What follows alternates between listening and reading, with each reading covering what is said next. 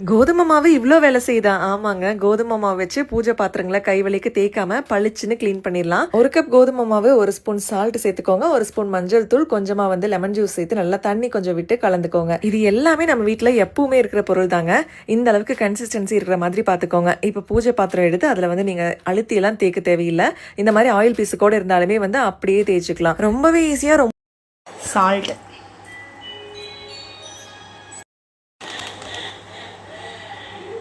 கோதுமை மாவு, மஞ்சள் தூள்,